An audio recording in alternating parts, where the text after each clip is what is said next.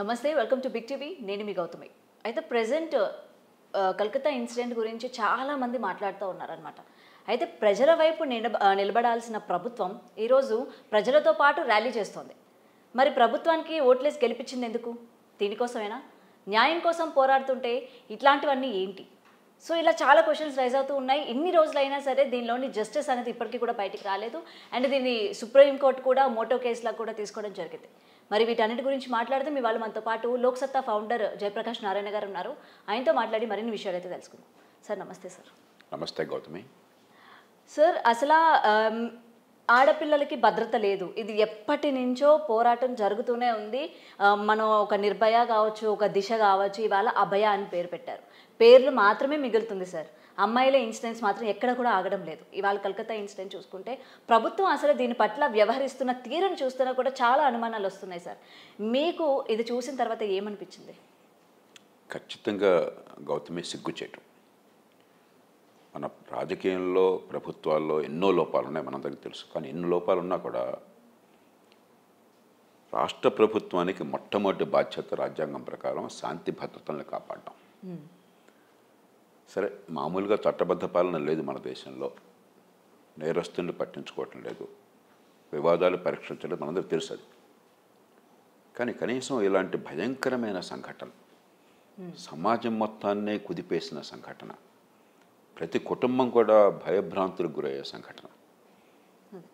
మీ కుటుంబం కానీ, నా కుటుంబం కానీ, మరో కుటుంబం కానీ మన పిల్లలకి ఏమన్నా అవుతుందని భయపడే పరిస్థితి ప్రతి ఒక్కరికి ఉంటుంది కదా. జరిగింది ఎక్కడో కలకత్తాలో అయినా కూడా మనందరం కూడా మనం ఆ స్థానంలో ఉండొచ్చు కదా, మన పిల్లలు ఆ స్థానంలో ఉండొచ్చు కదా అని చెప్పి మనం గాబరా పడతాం. అంత ఆందోళన కలిగించే సంఘటన జరిగినప్పుడు కనీసం ప్రభుత్వాలు అక్కడ గట్టిగా స్పందిస్తాయి. వేగంగా నేర పరిశోధన చేసి నిజాయితీగా చేసి అక్కడ దానిలో రాజకీయం పక్షపాతం తావు లేకుండా చేసి మామూలుగా అసమర్థంగా ఉన్న దీనిలో సమర్థంగా పనిచేసి నేరస్తుల్ని పట్టుకుని కోర్టు ముందు పెట్టి ఉరిదీయించే ఏర్పాటు చేయాలి. అలాంటి బాధ్యత ఉన్న ప్రభుత్వం, దానిలో ప్రభుత్వానికి సర్వాధికారాలు ఉన్నాయి. నేను ఒక బాధ్యత గల మనిషిగా చెప్తున్నాను. రాష్ట్ర ప్రభుత్వానికి శాంతి భద్రతలను కాపాడడంలో సర్వాధికారాలు ఉన్నాయి. దానిలో ఇంకెవ్వరి జోక్యం లేదు. జాతీయ స్థాయి ప్రభుత్వం పాత్ర లేదు. దానికి రాజ్యాంగంలో 7వ షెడ్యూల్లో ఈ 2వ లిస్టు, 2వ జాబితా, రాష్ట్రాల జాబితా, దానిలో మొట్టమొదటి అంశం లా అండ్ ఆర్డర్, శాంతి భద్రతలు. పోలీసు యంత్రాంగం మీద పూర్తిగా అజమాయిషి ఉన్నది రాష్ట్ర ప్రభుత్వానికి. అధికారం ఉంది, యంత్రాంగం ఉన్నది, చట్టం ఉన్నది. ఆ పని చేయడం మర్చిపోయి మరి ఎందరో యువత, డాక్టర్లు అంతా కూడా శాంతియుతంగా వాళ్ళు నిరసన తెలుపుతూ ఉంటే మరి కొన్ని వందల మందో వేల మందో పోయి హాస్పిటల్ మీద దాడి చేయటం, సంఘటన జరిగిన చోట కూడా మరి నేను విన్న ప్రకారం జరిగింది ఏమిటో నాకు వాస్తవాలు తెలియవు, సాక్ష్యాలు లేకుండా తారుమారు చేసే ప్రయత్నం చేయటం, సుప్రీంకోర్టులో బయటపడ్డట్టుగా మరి ఆ సాక్ష్యాల విషయం పట్టించుకోకుండా మళ్ళీ దానికి కాంట్రాక్ట్ ఇచ్చేసి తొందరగా మళ్ళీ పునర్నిర్మాణం చేసే ప్రయత్నం చేయటము, మరి సాక్షాత్తు ముఖ్యమంత్రి వీధుల్లో ప్రదర్శన చేయటం. ఏం ప్రదర్శన, ఎందుకు చేస్తున్నారు? బాధ్యత మీది, అధికారం మీది, మీ చేతుల్లో అధికారం అండి. మీకు బాధ్యత ఉండి మీరు చేయాల్సిన పని చేయకుండా మీరు ప్రదర్శన చేయటం ఏంటి? ఎవరి మీద మీరు ప్రదర్శన చేస్తున్నారు? మీ రాష్ట్రంలో ఒక సంఘటన జరిగితే ఎక్కడైనా జరగచ్చు. ఒక రాష్ట్రంలో సంఘటన జరిగిందంటే రాష్ట్ర ముఖ్యమంత్రి తప్పని నేను అంటలా. సమాజంలో జరిగిన నేరాలకి ఎన్నికైన వాళ్ళు కానీ ప్రభుత్వాల్లో అధికారులు కానీ బాధ్యత తీసుకోలేరు. కానీ నేర పరిశోధనకు బాధ్యత తీసుకోవాలి, శిక్ష పడేట్టు చేయడానికి బాధ్యత తీసుకోవాలి, సమాజానికి ఒక భద్రతా హామీ లభించడం కోసం బాధ్యత తీసుకోవాలి. ఆ ప్రయత్నం చేయకుండా ప్రతిదాన్ని ఒక రాజకీయమయం చేయటం, ఇది ఒక విడ్డూరం. నాకు అంతకంటే ఏం చెప్పాలో అర్థం కావట్లేదు. ఇది ఒక చాలా విడ్డూరమైన పరిస్థితి. అంచేత దురదృష్టం, మనకి రాజకీయం కళల్లోంచి ఎంత చూస్తున్నామంటే ఒక మనిషిగా స్పందించడం మానేశాం. ఒక యువ డాక్టర్కి దారుణమైనటువంటి సంఘటన జరిగి ఆమె విపరీతంగా ఎంత వేదన పడి ఉంటుందో, ఎంత రాక్షసంగా ఆవిడని నాశనం చేస్తుంటారు. చివరికి ఆవిడ ప్రాణాలు తీస్తే ఒక నిండు ప్రాణం పోయింది, సమాజంలో భద్రత కొరబడింది. ఆ తల్లిదండ్రులకు, కుటుంబానికి ఎంత గుండె కోత ఉంటుంది. ఒక మనిషిగా మీరు స్పందించకుండా ప్రతి కూడా రాజకీయంగా స్పందించడము, ఎలా తిప్పి కొట్టాలని ప్రయత్నం చేయటము, ఎత్తుకు పై ఎత్తుగా ఆలోచించడము, ఇది అమానుషం. ఇక అంతకంటే నేను ఎక్కువ మాట్లాడను. అమానుషం, చాలా విడ్డూరం. ఎక్కడో చోట సమాజం కూడా మేలుకోవాలి. మనం కూడా ప్రతిదాన్ని కూడా ఈ రాజకీయం కోణంలోంచి, కులం కోణంలోంచి, మతం కోణంలోంచి చూస్తున్నాం. అదే సార్. మానవీయ కోణంలోంచి చూడాలి. ప్రభుత్వాలు ఏ పార్టీ ఉన్నా కూడా ప్రజలు పన్నులు కడుతున్నారు, ఓటు వేస్తున్నారు, చట్టాలు చేసే అధికారాన్ని ఇస్తున్నారు. వాళ్ళు శాంతి భద్రతలు కాపాడటం మొట్టమొదటి పని, మిగతావే తర్వాత పనులు. ఆ పని చేయాలి. అంతే తప్ప దీనిలో మళ్ళీ మా వాడైతే, మా పార్టీ ఉంటే ఓకే, వాడి పార్టీ ఉంటే తిడదాము, ఈ పద్ధతి మానాలి.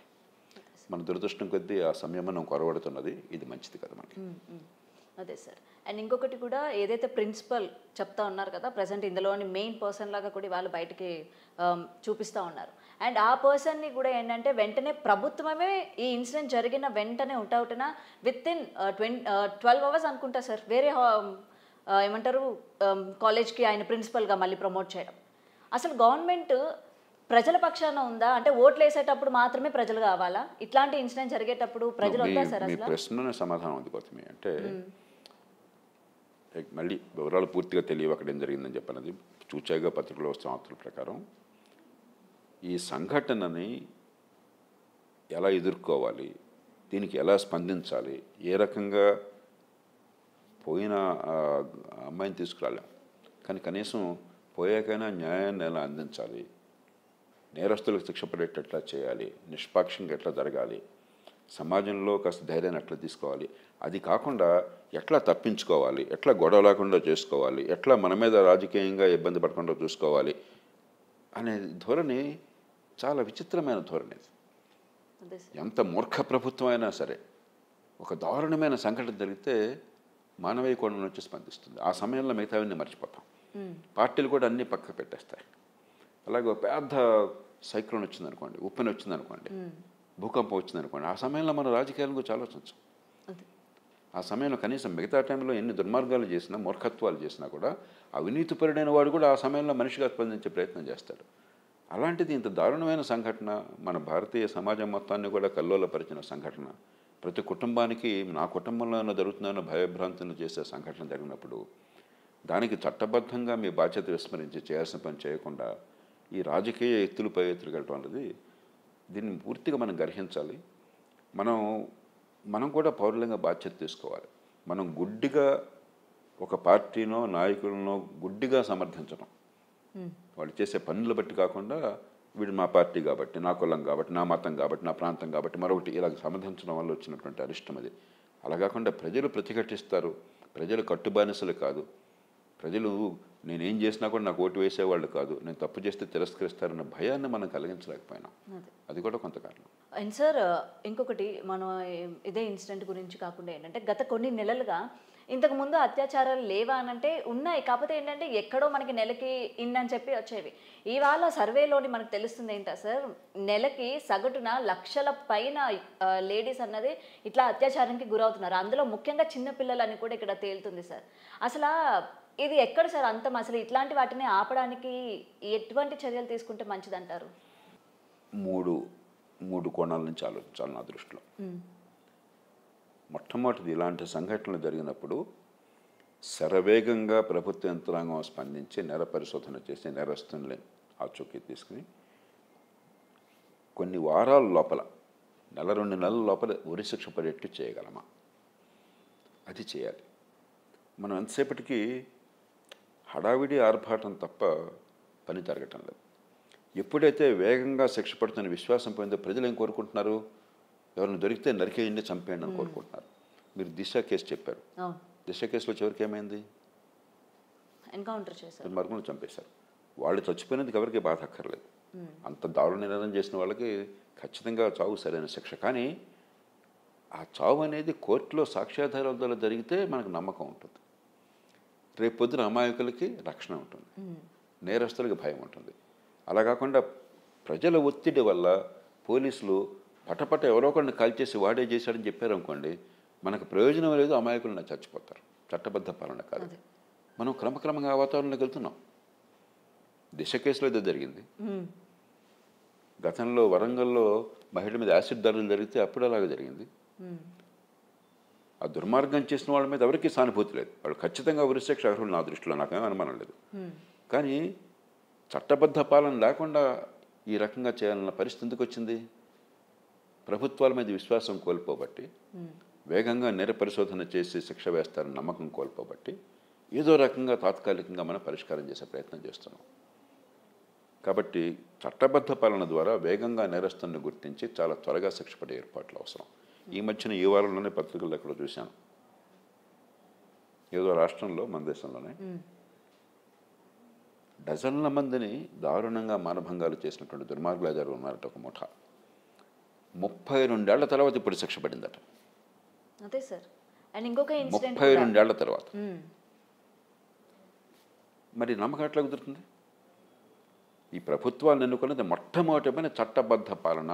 నేరం జరిగితే వేగంగా, సమర్థంగా, నిష్పాక్షికంగా నేర పరిశోధన జరుగుతుంది, నేరస్తులను గుర్తిస్తారు. వేగంగా, నిష్పాక్షికంగా కఠిన శిక్షలు పడతాయి చేసిన నేరాన్ని బట్టి త్వరగా. ఈ నమ్మకం పోతే సార్ వ్యవస్థ మొత్తం అరాచకత్వం అయిపోతుంది, గోండాల పాలైపోతుంది, బడితున్నాడిదే బర్రె అయిపోతుంది. కాబట్టి పార్టీలు, ప్రభుత్వాలు ఊరికే ఆర్భాటం హడావిడి చేయటం కాకుండా ఎందుకు ఇంత ఆలస్యం అవుతుంది?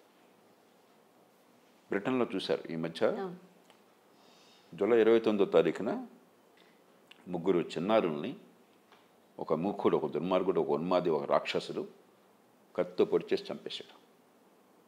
ఒక 17 ఏళ్ల పరమ నీచుడు.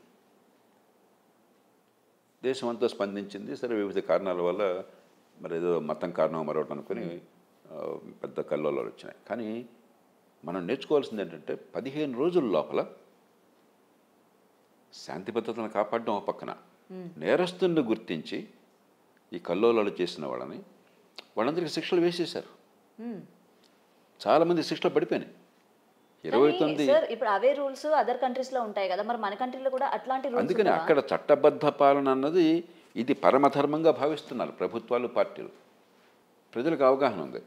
మన దేశంలో అది లేదు. అందుకని చట్టబద్ధ పాలన ఈ మాటలు అప్పుడప్పుడు వింటున్న తప్ప అంటే మనకు తెలియదు అసలు. చట్టబద్ధ పాలన అంటే వేగంగా, సమర్థంగా న్యాయం అందాలి, న్యాయం అందరికీ సమానంగా వర్తించాలి. డబ్బున్నవాడికి ఒకటి, ఓ పార్టీ వాడికి ఒకటి, ఒకరివాడికి ఒకటి కాదు. మీరు ఎంత అధికారంలో ఉన్నా కూడా న్యాయం మీకంటే పైన ఉంటుంది, మీరు న్యాయానికి ఒగ్గి ఉండాలి. ఈ 3 చట్టబద్ధ పాలన కీలకం. ఈ 3 లేవు మన దేశంలో. వేగంగా, సమర్థంగా న్యాయం అందించే వ్యవస్థ లేదు. నేర పరిశోధన కానీ, లేకపోతే న్యాయం అందించే వ్యవస్థ కానీ నిష్పక్షంగా. బడితో ఉన్నవాడిదే బర్రె అయిపోయింది. చట్టం అందరికీ సమానంగా వర్తించదు. మీకు డబ్బు బాగా ఉంటే, మీకు అధికారం బాగా ఉంటే మిమ్మల్ని ఎవడైతే తేరిపారో చూడలేడు. అధికారంలో ఉన్నవాడికి చట్టం వర్తించదు. దీన్ని మార్చాలి మనం. ఇది మొదటిది. ఇది ఒక్కటే చాలదు. రెండవది,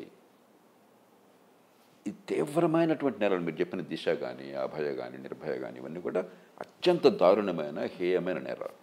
ఇవి జరిగాక మనం స్పందిస్తే మన బాధ వ్యక్తం అవుతుంది కానీ పరిష్కారం కాదు. మీరు ఒక మహిళ, నేను మీలాంటి వాళ్ళ నుంచి వినికి నాకు అర్థమవుతుంది తప్ప నాకు ఆ బాధ తెలియదు. ఇవాళ రోడ్డు మీదకి వెళ్తే మన దేశంలో మీరు ఒక కాలేజీకి వెళ్ళినా, లేకపోతే ఒక ఆఫీస్కి వెళ్ళినా, లేకపోతే ఒక షాపింగ్కి వెళ్ళినా, ఒక సినిమాకి వెళ్ళినా, లేకపోతే సిటీ బస్సులో ప్రయాణం చేస్తున్నా కూడా మహిళల మీద ఈ దారుణ అత్యాచారాలకు వెంటనే స్పందిస్తాం. కానీ రోజు తెలియని హింస జరుగుతుంది. ఏలలు వేయటం, అమ్మాయిని వర్ణించటం, అనుమతి లేకుండా తాకే ప్రయత్నం చేయటం, వేళాకోళలాడటం, టీజింగ్. చివరికి సినిమాల్లో సైతం ఆడపిల్లని గేలి చేస్తే అది గొప్ప హీరోగా చలమణి కావటం. అది ఎప్పుడైతే సమాజం దాన్ని సహిస్తూ ఊరుకున్నదో కొంచెం పెరుగుతుంది. చేపట్టి లాగుతాడు. అది సహిస్తూ ఊరుకుంటే ఇంకా పెరుగుతుంది. చివరికి దారుణమైన సంఘటనలు జరుగుతాయి. 1-2 సందర్భాల్లో మీరు గమనించారు లేదో, వీళ్ళతో చిన్నపిల్లలు మరి పత్రికల్లో ఎప్పుడు చూసారో తెలియదు నాకు. బాంబేలో నేను 1-2 సంఘటనలు గురించి విన్నాను గతంలో. ట్రైన్లో, సిటీలో వెళ్ళే ట్రైన్లో, లోకల్ ట్రైన్లో ఆడపిల్ల మీద అత్యాచారం జరుగుతుంటే చుట్టూ అందరూ ఉండి మౌనంగా ఉంటున్నారు. మరి వాళ్ళు వచ్చి జస్టిస్ చేయాలని అడుగుతూ ఉంటారు. కాబట్టి నేరం తీవ్ర నేరం తర్వాత శిక్ష పట్టడం కాకుండా అంత స్థాయికి వెళ్ళని నేరాలు చిన్న చిన్న నేరాలు జరుగుతున్నాయి. ఎప్పుడైతే దాన్ని మనం ఉపేక్షిస్తున్నామో ఆడపిల్లని ఏదైనా చేయొచ్చు, ఏ మాటైనా అనొచ్చు, ఎలాగైనా వేళాకోళం ఆడొచ్చు, ఎలాగైనా సరే ఒక లైంగిక వివక్షకు గురి చేయొచ్చు అన్న భావంగానే సమాజంలో ఉంటే ఏమవుతుంది, కాలక్రమేణా నేరాలు పెట్టలేకపోతాయి. దీన్నే బ్రోకెన్ విండో సిండ్రోమ్ అంటారు.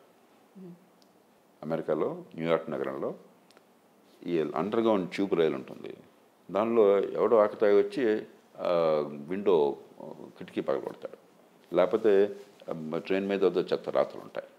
దాన్ని మనం పట్టించుకోలేదు అనుకోండి, ఎలాంటి సంకేతాలతో సమాజానికి ఏం చేసినా కూడా పట్టించుకోరు, ఏమైనా చేయొచ్చు, ఒక విశృంఖలత్వం వచ్చేస్తుంది. కాబట్టి ఈ చిన్న స్థాయిలో ఉన్న సమస్యలను అప్పటికప్పుడే తోటకూరనాడే పరిష్కారం చేస్తే, పెద్దది కాకుండా వాడికి వెంటనే వారం రోజుల్లో అక్కడ అందరికీ తెలుసు వాడు ఏ ఆకతాయి వాడో. అక్కడ స్థానిక న్యాయాలయాలు కావాలని ఒక చట్టాన్ని నేనే పోరాడి తీసుకొచ్చాను. జాతీయ స్థాయిలో పార్లమెంటు చట్టం చేసింది.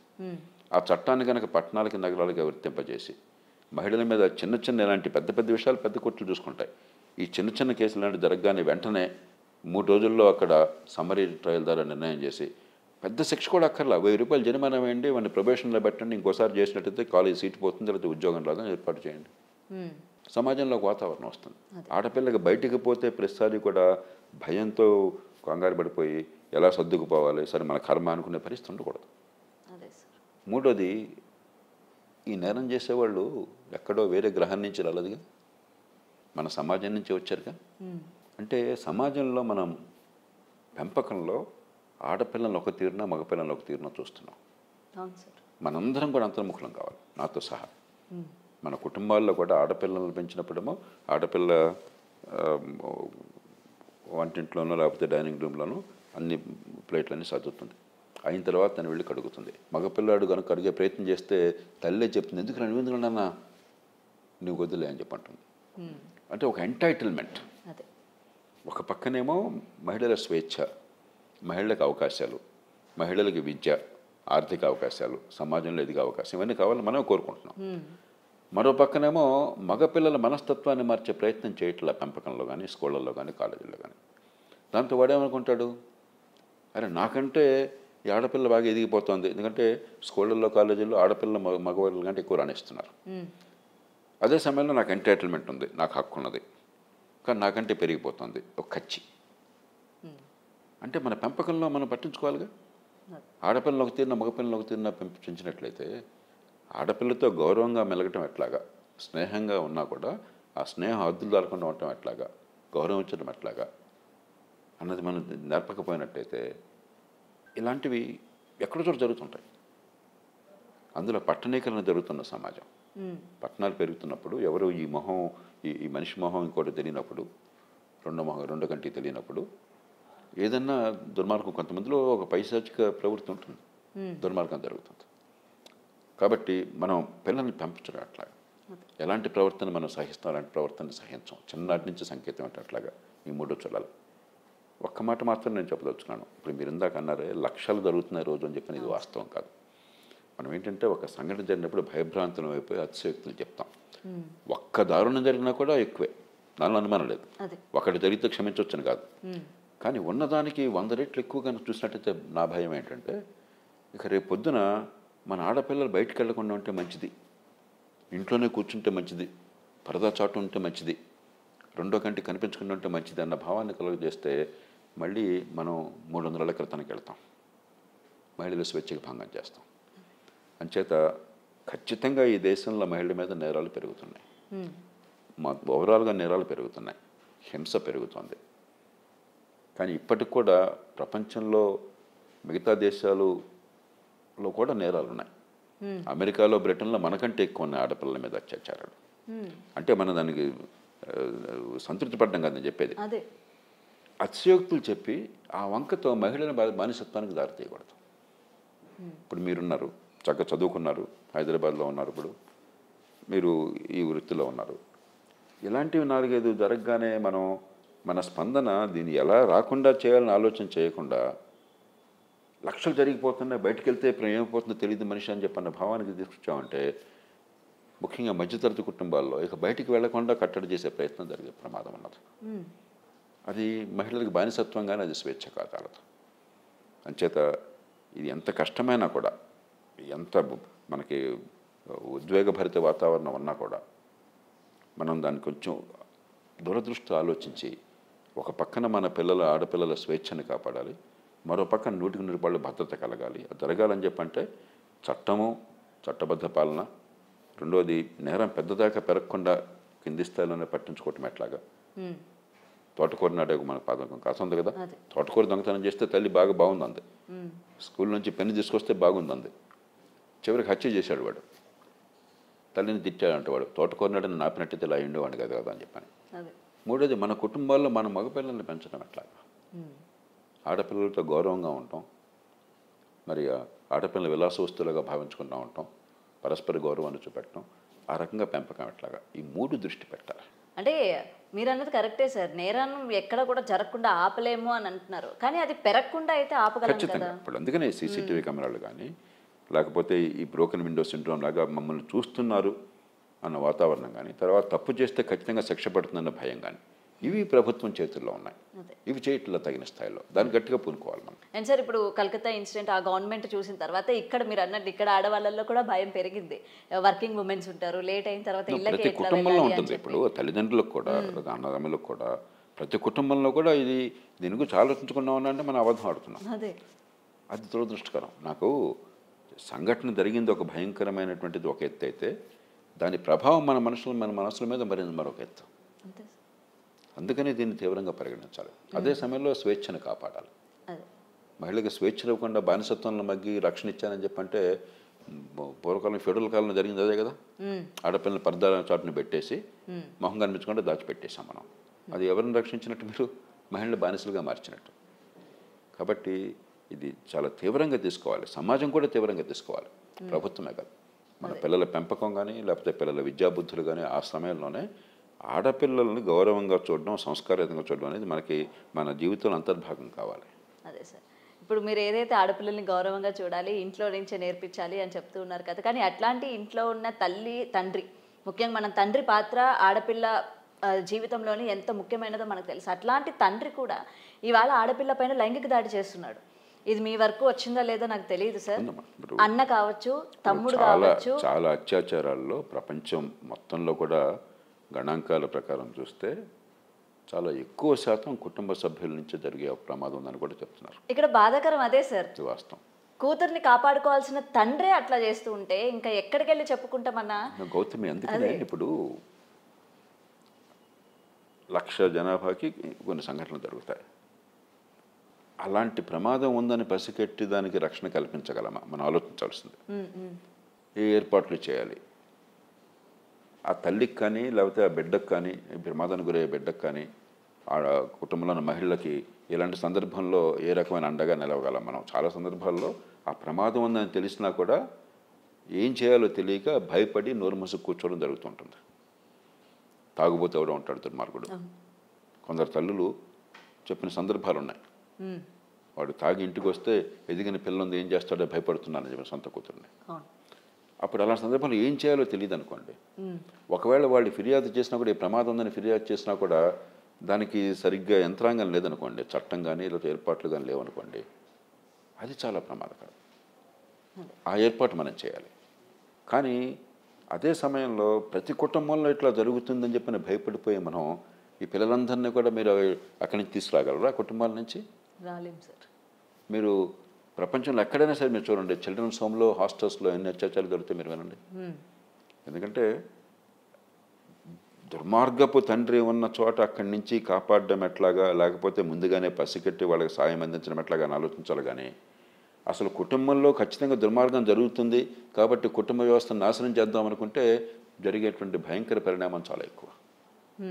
ఆ కన్న తండ్రి కన్న తల్లే 199 కుటుంబాల్లో బిడ్డలను కాపాడుకుంటున్నారు, ప్రాణం వడ్డే కాపాడుతున్నారు.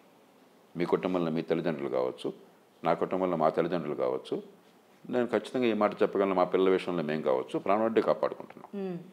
కాబట్టి కుటుంబ వ్యవస్థ నాశనం కాకుండా అలాంటి తాగుబోతులు కానీ మరికొన్ని సందర్భాలు అలా ఉండనట్టయితే, అవాంఛనీయంగా ఉన్న ప్రవర్తన ఉండే అవకాశం ఉన్నట్టయితే, అప్పుడు వేగంగా గుర్తించి పొరుగు వాళ్ళు కానీ, ఇంట్లో తల్లి కానీ మరొకళ్ళు కానీ వాళ్ళ రక్షణ కల్పించే ఏర్పాట్లు మనం దాని గురించి ఇంకా మన దేశంలో ఏర్పాట్లు జరగలేదు. ఎందుకంటే మనకి ఆర్థికంగా పేదరికంలో ఉన్నప్పుడు కుటుంబాలకు ఎంత కష్టమో ప్రభుత్వాలకు అంతే కష్టం.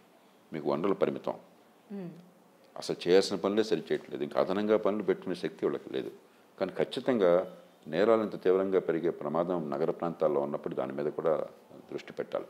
ఉదాహరణకి పాశ్చాత్య దేశాల్లో చైల్డ్ కేర్ సర్వీసెస్ అని ఉంటాయి. మన దేశంలో ఆరోగ్యం కోసం ఎంత ఖర్చు పెడతామో దానికి దాదాపు 3 రెట్లు వాళ్ళు చైల్డ్ కేర్ కోసం ఖర్చు పెడతారు ప్రభుత్వం నుంచి. ఇలాంటి ప్రమాదం కొద్దిపాటిగా ఉన్నా సరే అసలు పిల్లల్ని ఒంటరిగా చిన్నపిల్లల్ని ఇంట్లో కూర్చోబెట్టి తల్లిదండ్రులు బయటకు వేరే పాపం నిజంగా పని కోసం వెళ్ళినా సరే ఆ ఒక్క కారణంగా వాళ్ళ నుంచి తీసుకుపోతారు. మన భారతీయ కుటుంబమే ఈ మధ్య మీకు విన్నుంటారు, నార్వేలోనో ఎక్కడో స్కాండినేవియాలో తల్లి సొంత బిడ్డని చేసుకుంది. గట్టిగా కొట్టడం కూడా కాదు, మన దేశంలో కొంచెం అప్పుడప్పుడు కొడుతుంటారు ఇలా. అది దానిలో కసి కోపం వల్ల కొట్టడం కాకుండా బిడ్డకి విషయం అర్థం కావాలని కొడితే అది మంచిది కాకపోయినా నేనేనాడు చేసుకోవాలి ఎవరి మీద కూడా. కానీ మంచిది కాకపోయినా కూడా దాని పెద్ద భయంకర నేరంగా చిత్రించాల్సిన అవసరం లేదు మన సమాజంలో. అక్కడ చిత్రించారు, ఆ బిడ్డను కుటుంబాన్ని లేకుండా చేశారు. ఆ తల్లి తండ్రి బోల్డంత పోరాటం కొన్నేళ్ల పాటు చేయాల్సి వచ్చింది, మీరు పత్రికల్లో చూస్తుంటారు. మనం ఆ స్థాయికి వెళ్తే కూడా ప్రమాదం, మళ్ళీ కుటుంబాలు విచ్ఛిన్నమైపోతాయి. కాబట్టి ఎక్కడో చోట మనకి ఒక బ్యాలెన్స్ కావాలి. కానీ ఖచ్చితంగా ఈ తాగుబోతులు, ఈ డ్రగ్ అడిక్ట్స్ ఇలాంటి వాళ్ళు తండ్రులుగా ఉండి, అది కుటుంబంలో మగ సభ్యులుగా ఉండి అక్కడ ఉన్న ఆడపిల్లని అత్యాచారానికి అవకాశం ఉంటే పసికట్టి వాళ్ళ నుంచి ఆ బిడ్డల్ని రక్షించాల్సిన బాధ్యత ప్రభుత్వానికి ఉన్నది. మనం కొంచెం దానికోసం కొన్ని ఏర్పాట్లు చేయాల్సిన అవసరం ఉంది. ఎందుకంటే ఇప్పుడు అదే అడుగుదాం అనుకున్నాను సార్. ఎక్కువ శాతం ఇట్లా అంటే ఇట్లా లైంగిక దాడులు కానీ, ఇట్లా అత్యాచారాలు కానీ, లేకపోతే హత్యలు కానీ చేసే వాళ్ళు ఎక్కువ మోతాదులోని డ్రగ్ అడిక్టర్స్ ఉన్నారు అండ్ మద్యం సేవించే వాళ్ళు ఉన్నారు. అండ్ ప్రభుత్వం ఏమో మేము మద్యాన్ని నిషేధిస్తామని చెప్తూ ఉంటారు, లేకపోతే ఇంత మోతాదులోనే అమ్ముతామని చెప్తూ ఉంటారు. జనాల తిరుగుతున్న రోడ్ల మధ్యలోనే మద్యం షాపులు పెడుతూ ఉంటారు. అసలు నిజంగానే మద్యం షాపులు కానీ ఒకవేళ బంద్ కానీ చేసినట్లయితే, లేకపోతే డ్రగ్ ఎడిక్ట్ అయిన వాళ్ళని కానీ, డ్రగ్స్ సప్లై చేసే వాళ్ళని కానీ ఆపినట్లయితే ప్రభుత్వానికి ఏమైనా నష్టం ఉంటుందా సార్? 2 ఉన్నాయి గౌతమి. మొట్టమొదటిది, మన రాష్ట్రాలన్నీ కూడా ఇవాళ సారాయి అమ్మకం మీద ఆధారపడి ఉన్నాయి. జిఎస్టీ లేకపోతే పూర్వం సేల్స్ ట్యాక్స్ అది మినహాయిస్తే ఇవాళ రాష్ట్రానికి అతిపెద్ద ఆదాయ వనరు సారాయి మీద వేసే ఎక్సైజ్ డ్యూటీ, లేకపోతే సేల్స్ ట్యాక్స్, లేకపోతే వివిధ ఫీజు ఉంటాయి. ప్రివిలేజ్ ఫీ అని, లేకపోతే లైసెన్స్ ఫీ అని, రకరకాల ఫీ ఉంటాయి. ఏ పేరునే పెట్టండి. అంటే ఆర్థికంగా ఖచ్చితంగా ఇబ్బంది. కానీ ఆర్థికంగా ఇబ్బంది అన్నది కారణం కాకూడదు. నిజమైన సమస్య ఏంటంటే సమాజం మొత్తంలో కూడా తాగటం అనేది ఒక మామూలుగా మారిపోయింది. కాఫీ టీ తాగటం గతంలో ఎలాంటిదో నాకు బాగా గుర్తుంది. మా అమ్మాయికి 8 ఏళ్ల వయసులో నేను ఒకసారి టీ తాగుతుంటే, ఇప్పుడు నేను టీ కాఫీ తాగడం కూడా చూడలే, అరుదుగా తాగుతుంటాను. బాగా అలసటగా ఉండే పిల్లలు ఎవరు వచ్చారు టీ తాగినట్టున్నాను. మా అమ్మాయి వెంటనే అయ్యో డాడీ మీరు కూడా చెడిపోయారా అంది. అంటే టీ తాగడమే తన దృష్టిలో చాలా చెడిపోయింది. మనకి టీ తాగటం కాఫీ తాగటం ఎంత మామూలు, ఇవాళ తాగుడు అంత మామూలు అయిపోయింది సమాజంలో. నిషేధం వల్ల ఫలితాలు వస్తాయి లేదని చెప్పి పెద్ద సందేహాస్పదం.